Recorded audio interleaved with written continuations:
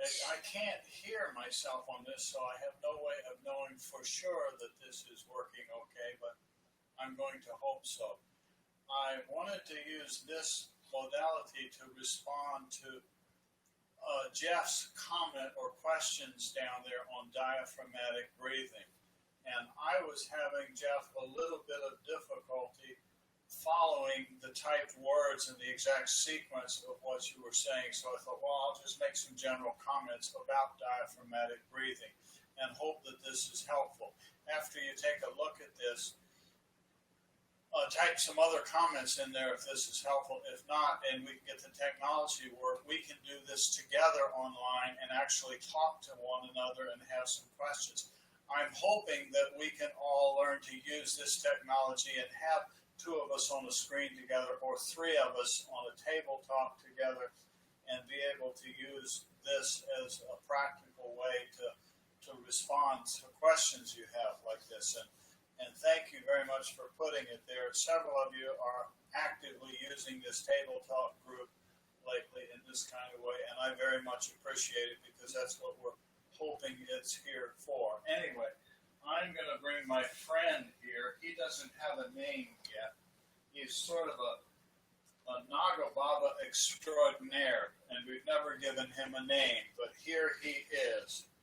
And so I'm going to use him to demonstrate first where the diaphragm is. And my finger here, I'm not, where am I looking at?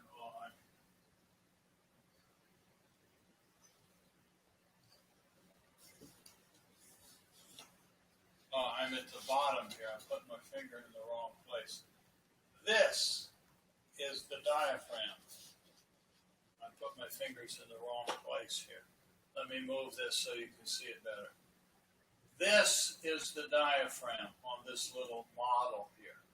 The actual diaphragm, I've seen quite a few diaphragms because when I used to do retreats in India, I would take people out to our medical college at the university and take them into the anatomy lab, and we would actually look at human cadavers. They would allow us to go in there, and sometimes we'd get one of the professors of the anatomy department in the medical school to come and show us in human cadavers what these things look like. And the actual, when I hold this up and look like this, it really is very, very thin. The actual diaphragm muscle there, when you look at it in the human cadaver and it's opened up, it's only a few millimeters thick. The muscle is very thin, and it is dome-shaped. I mean, literally, this thing is to scale. I keep bringing him back. It's to scale. This is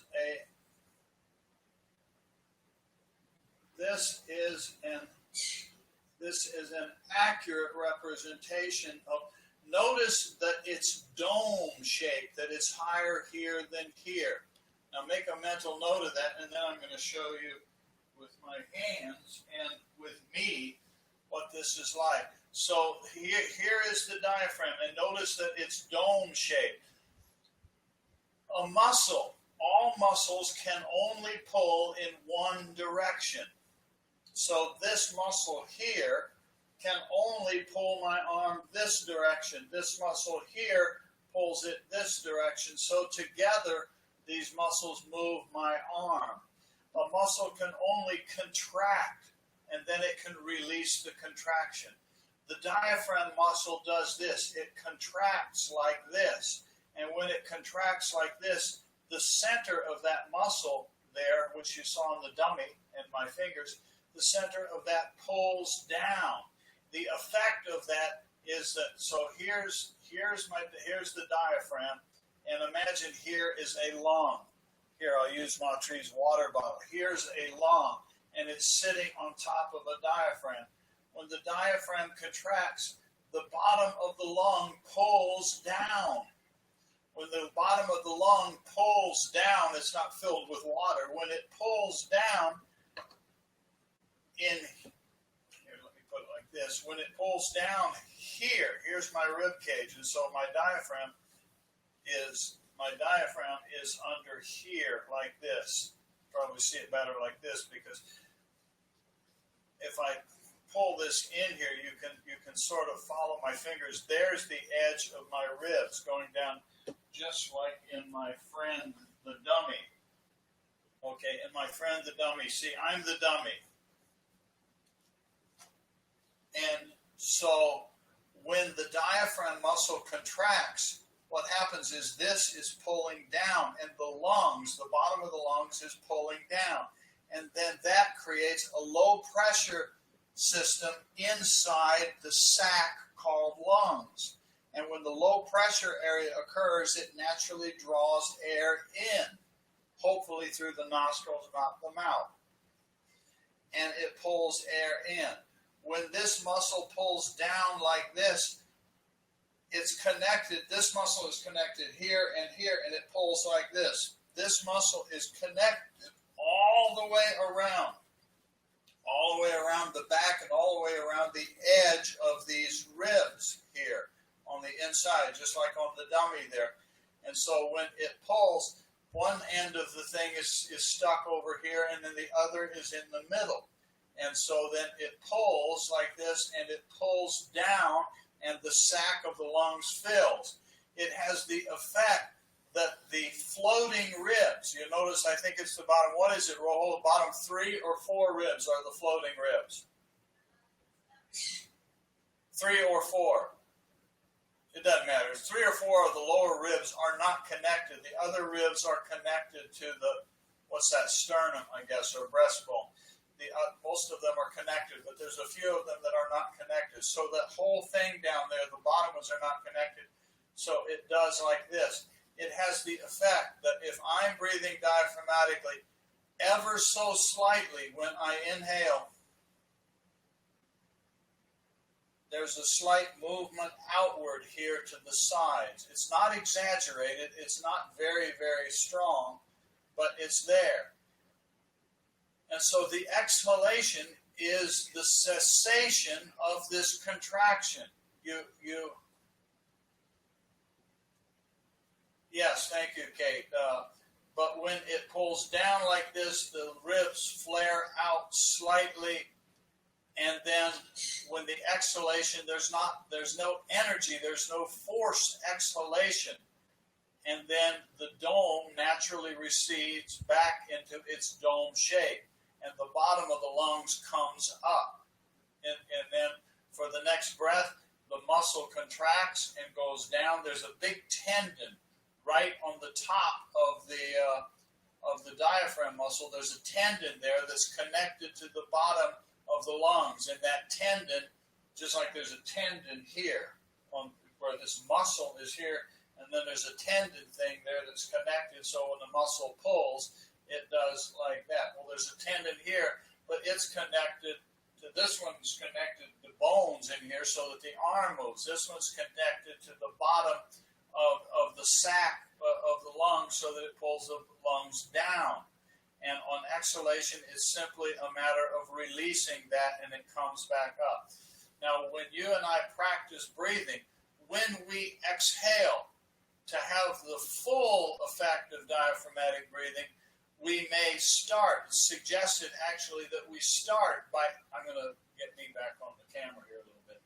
We start by exhaling completely. So now I just did that, I'm going to do it back. So ever so slightly here, you internally, here's the bottom of the breastbone, and right here are the rib cage. Right there, you internally, you externally, you push in a little bit, and you're emptying. You can feel it. You're emptying the lungs. The air is coming out completely. So that you start by emptying the lungs, and then when you inhale, then you do this contraction. The ribs flare out ever so slightly. The tendon pulls down as the dome comes down, and the bottom of the lungs moves down, which creates a vacuum inside the lungs, and it causes the air to pull in. Then exhalation is simply a matter of releasing this the dome had been pulled down, you release that tension and it goes back up. Okay? That's the principle. Then there's all sorts of diaphragmatic practices that people do with breathing. What happens to most of us is if we have an emergency, it's called fight or flight response. And so you're out in the forest. I'll tell you a little story. No, I don't know what I want to tell you. So I was walking at Himalayan Institute in Pennsylvania. One day I was walking briskly along a path. There was a field over there. And I rounded a turn by some trees, and there in front of me was a family of deer. It was a papa deer, a mother deer, and a couple little baby deers. And they saw me, and they all instantly went like this. Their ears went up, and they're all just looking at me. And I stopped, and I looked at them, and they looked. Can you show again how to exhale completely? Yes, I'm going to put this up here now. Come back and do that, and again, in a moment. Anyway, so the deer were on alert. When we have an emergency, the reason for chest breathing is when we have an emergency, we can get a little bit extra air in the lungs, so we have a deep inhalation. It's the inhalation down here with the diaphragm, but then these muscles up here, the intercostal muscles, I think they're called, they contract and cause the chest to move up, and these muscles along the clavicles pull, and the shoulders go up, and these go up, and we get extra air in. It's meant for emergency. I watched these deer do this. They became very rigid, very strong. They're watching me. And after a few seconds or so, probably seemed like an eternity, it was probably 15 or 20 seconds, somehow they collectively decided that I was not a danger. They were ready to run off.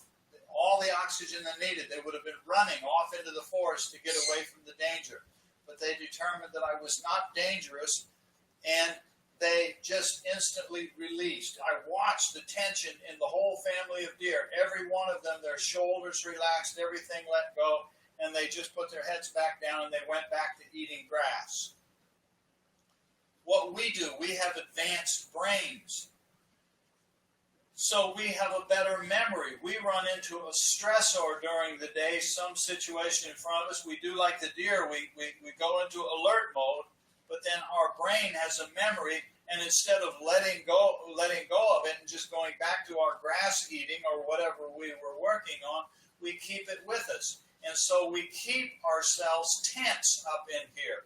I have done this literally with people and put them on biofeedback and put muscle tension things here to measure the electrical movement of these muscles on their shoulders, and put a little thing around here that measures the motion of the inhalation and exhalation. You put it on the graph line of the computer, and the two are mimicking each other perfectly.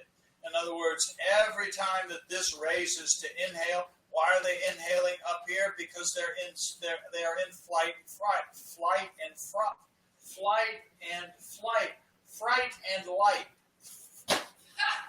Fright and flight. Fright and flight. Fright is fear. Flight is running away. Fright and flight. Flight and right. Flight is running away. Fright is fear. Flight and fright response, they call it. So you and I don't let go of it. And I've watched people do so. Everything is up here. We have fear in our life. We have stress in our lives, and it becomes such a habit that we think this is natural breathing, and we think this is natural breathing. And so habitual breathing is approximately, do the arithmetic on your calculator, something around 20,000 times a day we take a breath. So people are exercising these clavicle muscles 20,000 times. Fight or flight. Thank you, Urban. Yes, Urban's fight or flight. Anyway, so 20,000 times a day we're tensing and releasing these muscles. And then it's no wonder that then people have sore shoulders. They complain of neck aches because even these muscles in the neck start getting tight. So we're walking around all day long with tight neck muscles and tight clavicle muscles, and we give ourselves headaches. And we're caught in stress. And along comes some yogi saying, do diaphragmatic breathing. And it becomes very hard. Why does it become hard? Because we're in such a habit of using these muscles and these muscles. and we just don't know any better. And it's very, very difficult to teach another person how to do diaphragmatic breathing. It ought to be easy. It ought to be as easy as this, but it's just not. Because why? Because we're, as cultures in our modern world, we're stuck with these muscles breathing constantly, and we're stuck with these muscles breathing constantly, and that's not what they're designed for. They're designed for backup, like those deer that I was telling you about. When there's an emergency, the deer are all like this, and they're ready. They're not going to fight me, so they're going to run away. But they determine, I literally watched this happen. It was this moment that I really got some tremendous insight from those deer about the nature of stress and breathing. And when they let go, they just went back to grass eating. They didn't sit there and worry and be afraid and all like that. We do this because we have great minds. We have super brains. And so we have to retrain ourselves. We don't realize the degree to which we are controlled by our minds. See, there's our minds there in the thing behind me. And the breath goes off in the physical body and the muscles of the physical body. And so if we can train the muscles of the body to operate in a certain way, it has an effect on the breath. It has an effect on the motion of the lungs, and it has an effect on our conscious mind, and it has an effect on our unconscious mind. So what we're trying to do is learn to practice not using these and practice not using these. So here's this crazy old man saying, breathe with your diaphragm. Well, how the hell do I find that? Well, it's down here. See, it's way down here, and it's this thing that goes like this. So what do we actually do? First, exhale completely. And you might feel a slight movement where you ever so slightly, not with your fingers, I'm using my fingers to point, you internally, I'll do this with my shirt, maybe the shirt actually helps, maybe you can see it better. And so, see, I can't talk at the same time. See if you can watch this. I'm going to do an exhalation, and I'm going to ever so slightly use these muscles here from inside, not with my fingers. And then I breathe with the diaphragm on the inhale. This comes out ever so slightly, and then it releases.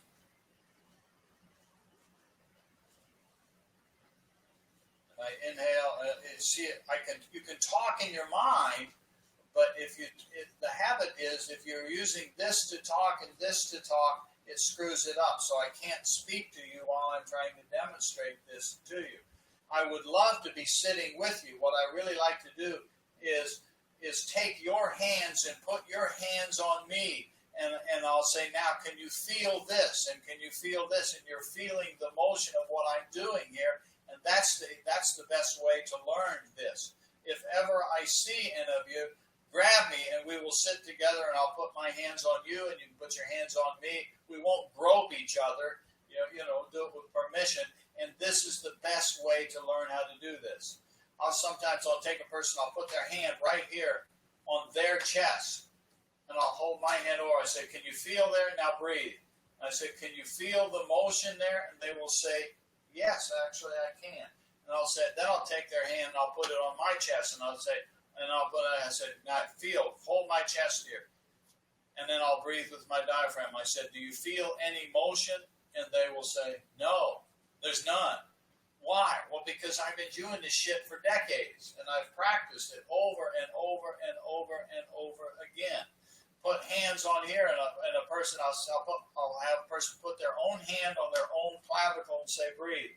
Can you feel the slightest motion there? Typically a person will say, well, yeah, there's a little bit there. And I'll put their hand on me and say, put your hand there and tell me, do you feel anything at all? I've done this with Ma Tree. That's why she's good at teaching this stuff, because we've been through this together. Right, Ma? Yeah. And then you're amazed because you have your hand on somebody else's clavicle up here, and you cannot feel any motion at all because these muscles are not being used for breathing. Years ago, I used to have sore muscles up here and sore necks and all that sort of stuff. I'm no different than anybody else, but we have to learn to practice this. Now, is this helping, Orban? Can you show again how to exhale completely? It's ever so slightly right in here, Orban. It's not a dramatic push in like this. It's just ever so slightly, and you're doing it internally, and then inhale. And the contraction occurs like this of the diaphragm muscle. The tendon comes down, the lungs fill. There's a slight movement out. It's not dramatic. There's a slight movement out here. The lower ribs, which are floating ribs, which are not connected to the sternum, they move. This moves outward. If you were to put your hands like this on me right now, it's very hard to see on the camera like this, but if your hands, imagine your hands were here, you would feel that motion going outward. And then on exhalation, that would come inward. And remember, the diaphragm itself is inside. It's like a big salad bowl turned upside down. It's like a big bowl on your kitchen table. You turn it upside down. That's the way the diaphragm is shaped. If you look at a corpse, a human cadaver from the inside, it literally is shaped like that. If I take my friend here, I don't like to take him apart much, but I'll kind of take him apart a little bit. I'm taking him apart. And if I take out I'm taking out his organs down below. And see, there is the heart. There is the heart. And I just took his lungs off because the diaphragm is stuck on the bottom of the lungs there. But you can see this cavity. See this cavity in here? There literally is a cavity in there. This is part of the lungs. So this is the model. The way they physically designed the lung is they put it like this. And so this is part of the lung, so you can remove part of it. But actually, this back here is lung as well. It's just the way they designed the thing here. But note here, when this is here, the bottom of the lung is curved. When I take that away, there's still more down here curved. This is the inside of the abdominal cavity, and notice that it's rounded. So the diaphragm is covering the whole thing. It really is like a bowl in there. And it's connected. It's connected all the way around inside. It's connected to back here, along the back of the spine, and along the back of the rib cage there, all the way around. So when you inhale, it comes down, and when you exhale, it goes up. And if you play with that and don't work hard at it, you will find that this exhalation comes very, very easily. There's a slight exhalation, and then you inhale. This expands. And mechanically, you may work with it down here just to get the mechanics of it down, meaning to find the muscles and all like that. But when we say sit still and be aware of the breath flowing through your nostrils, it's because you're no longer trying to think about this muscle down here. It becomes so natural. And then I'm just sitting here breathing. And as I'm doing this right now, my attention is here. There's two nostrils here, so there's two physical streams of air, but we do this as if it's one stream of air. There's one stream of air going through two pipes. If you take two faucets on a sink and you turn on the hot water and the cold water together like that, there's one stream of water that comes out of the faucet, but it's coming from two faucets. This is similar like that. The experience that we have is that there's one flow. Now, if one of the nostrils is blocked and you want to open it for a meditation, you want Sushumna to be awakened, okay, fine, you can put your attention on the closed nostril and just pretend that I have the ability to be aware of this nostril that's closed or not so, or less open. And just put your attention there, and gradually you will discover for yourself that it opens. Magical. So, okay. Kate says, I've been practicing diaphragmatic breathing daily with meditation as a breathing practice. Good. But it sounds like what you're saying is I should be our number one way of breathing all the time. Basically, yes. It's not easy, Kate, to do it like that. It's not easy because why? Because of our minds. Remember the deer story. The deer were eating their grass. That's what we're doing. We're supposed to be out in the world eating our grass, interacting with other human beings, using our computers, checking our Facebook, and being calm, just like the deer who are standing there eating their grass. But along comes a person walking, me, and the deer go, wow, what's going on here? There's an emergency. This is what we do, but we do it constantly. We are just getting constantly bombarded by sensory input. This is the reason that the yogi says, I simply must learn how to do this vairagya, this non-attachment, so I can walk around all day long, diaphragmatic breathing, and not getting so damn disturbed by what everybody else in the world is doing. There's nothing wrong with us. We're typical, normal human beings. That's why Patanjali outlines all those obstacles in Sutras 30 and 31 of Yoga Sutras. There's what I call the 13 yucky things. He's telling us it's predictable that we're going to have some problems. In Sutra 31, one of them he talks about is irregular breath. It is predictable that by living in the world, we're going to have irregular breath. And I'm just trying to explain to you, why does it happen? How does it happen that we have irregular breath? Think of the deer on the field that I told you that story. They're supposed to be just quietly sitting there having a nice, smooth, gentle life, eating their grass and just sort of walking around in the field and just having a good life. But occasionally here comes a human and they go, wow, what's going on? And they go into fight or flight mode. You and I do this all the time. And we have to practice not doing that. It's a conscious, active practice.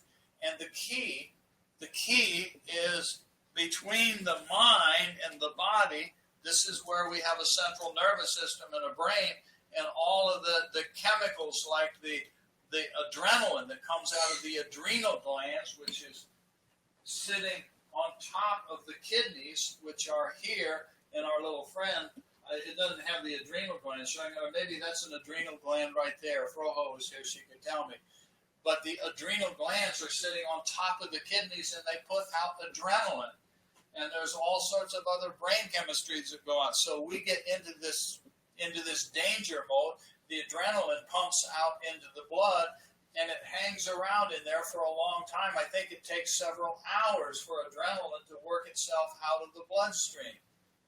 And so we're walking around stressed out constantly, and then we say, okay, now I'm going to go home and do my breathing. Now, I'm sorry to say this, but there are a lot of people that they're good people. They may not be consciously manipulating people, but accidentally they're keeping people in stress. So you go to somebody's pranayama workshop, and what do they get you to do? Doing this kind of thing, and then they say, and now do breath retention. And breath retention is supposed to awaken your kundalini and lead you to samadhi, and frankly, my friends, it's bullshit. It's teaching you how to stay in stress. And it's backwards. The whole thing of breathing rests on the foundation of diaphragmatic breathing. And there's a basic simplicity to it. Saying that there's a simplicity to it does not mean that it's easy. It is not easy. Why is it not easy? Because we're in the habit of breathing with these muscles and these muscles. Why? Because we don't know how to live like the deer. We're caught in this crazy world out here, and we've fallen asleep into it. And I think that I am my samskaras, my habit patterns that define me.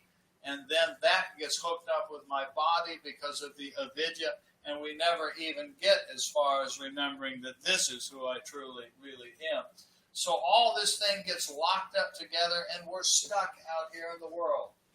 And breath is a real key. Where is that sentence that I put up here? Yeah, can you read it? Well, yeah, it is. There it is. I don't. If you'll read it. The heart of everything. I made this. The heart of the practices is the heart of the practices is to slow the breath. is to slow the breath and remove the pause. I'll take a picture of this and post it. Everything else is foundation for. Everything else is foundation for. Or extension of that. Or extension of that. That came to my mind some years ago, and I made a sign and I put it on the wall. And after I've finished this recording thing, I will take a photo of that and put it there for you. Anyway, that's the principle. Now I got to figure out how to put our little guy back together again. You have 9 people in this family. Where are you broadcasting it? I'm in the table talk group. A little while ago, I had a table talk thing and nobody showed up. Now all of a sudden there's 9 people. Anyway, I was responding to, who was it that asked about breathing? Jeff, diaphragmatic breathing. So I thought this would be the easiest way to respond to that. And now you see, I've taken all the organs out of this guy, and it reminds me when I was a child. I remember I was a kid. I took apart a wind-up clock, and I never could get it put back together again. So that's what I've just done with our friend here. I've just taken him apart, and now I have to figure out how to put him. Whoa! I have to figure out how to put him back together again. But anyway, that's my storyline, Jeff, about diaphragmatic breathing. I hope this is good enough. I can turn this thing on again. You're welcome, Irvine. Yeah, very helpful. Thank you. You're most welcome. And thank you all for showing up, playing. And I'm going to end this thing, and then it takes this technology, I don't know, a minute or two or something like that for the live to archive into a stored video so you can watch it over again. And incidentally, I'll say it again, I'm hoping, and this technology helps us be able to do this, I'm wanting to use this tabletop group more and more like this so that we're using the satsang group to be able to go through texts and have general, where we are putting out insights to you. And we can do a little bit of questions, as you know, in the comments box in that modality. But where we have a nice rich question like Jeff was saying about the diaphragmatic breathing, he wrote that paragraph there, and I read through it several times, and I typed in there, I said, I don't know, I have trouble following this. But if we have this feature like this, it's easier to respond to. And I chose to do this today, to just turn this on and transmit to you, rather than try to put a screen on there with 2 of us talking together. The thing we tried early this morning was to have 3 talking heads, and there weren't 2 other people that showed up. And so Rod says thanks. Jeff, there's Jeff. Thank you sincerely. I was surprised when I realized that I may not have been doing it correctly, and this greatly helps. Good. So anyway, I'm just wanting to say here, let us all play together, work together in a very playful kind of way, and let's use this table talk place as a way to learn and all that. And all of this, we have worked very hard to make those Udemy courses. If you're not going through them, I ask you, please, sincerely, I almost want to beg of you, go through them. And don't turn it into work. Don't turn it into a college lecture. Just go through there and just listen to the presentations. Take it in. Don't work at it. Somebody was writing to me a few days ago that we should create an outline so that there's a piece of paper you can take notes on. And I responded, please don't take notes. Don't take notes. Just absorb it. Just suck it in. Live and learn. Thank you, Johnny. Yes, there's the spirit. Live and learn. Live and learn, and let's just keep talking to each other. We're using the satsang groups as a place and way to put stuff out. We're using the Udemy courses in a way to try to systematically make presentations to you to help you understand some of this stuff. And we can use the table talk groups to be more personal and more friendly and more intimate or interactive, or words like that. And this video technology, I think, is very, very helpful. We're still working some bugs out with it, and the people that provide it are working the bugs out. But Facebook, as a company, I think they've pretty well perfected their Facebook Live technology, and the Be Live that we're using right now is simply overlaid on top of the Facebook technology. So this, what I'm doing right now, allows me to be sitting here on the laptop talking to you from the chair here with all this stuff behind me, so I can point here and talk like this. It's very, very convenient. So play with me like this, and if you want to talk about anything, type it in the comments box, or send me a message. Say, Swamiji, can we turn on this thing, and can you and I have a head-to-head conversation in here in the Table Talk group? I want to talk about whatever it is. It's very easy for me to turn this thing on. It's very easy. And if there's two of us together, I can send you by messenger the link, and then the two of us are here together, or I can post the link and more of us can be here. In the one format, once we figure out how to get it going, it can have up to 10 people in the lobby at one time, and then 3 talking heads side by side.